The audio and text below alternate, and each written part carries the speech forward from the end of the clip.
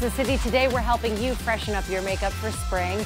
We're also going to help you with spring cleaning and plan the perfect spring break staycation.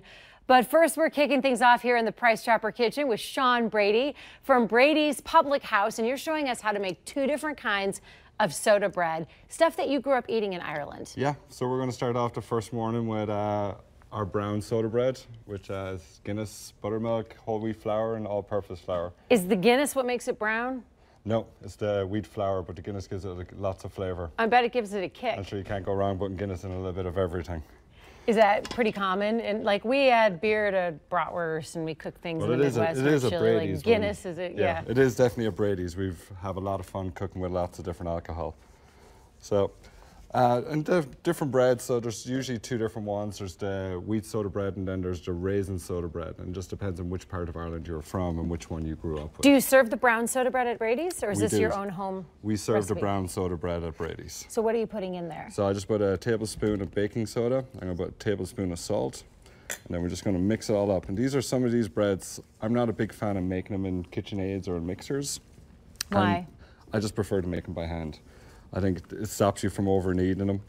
So then in here I got an egg and some buttermilk. I'm going to whisk it up, add it in there. Why is it important to not over knead the brown Because soda bread? you're bringing all the gluten out in the flour, and once you bring out all the gluten, what happens is it just makes it more stringy and a little bit more rubbery. So I find the least amount of work you do with it, the better quality bread you're going to get. What do you think makes Irish bread most unique? I think it's definitely because the Irish breads are generally always soda bread. So it's the baking soda that's going to make it more unique. How long will this last? This bread will be good. If you refrigerate it, it should last at least a week in your refrigerator. If you leave it out, you're looking at about 3 or 4 days. Okay, but no, I mean, nothing ever lasts that long when it tastes this good. Yeah, exactly. Once it's one of these breads, once you take it out of the oven, cut into it and it's steaming opened, it's not going to last very long. And then, as I say, with the liquid, I always add a little bit at a time because How much Guinness do you put in there?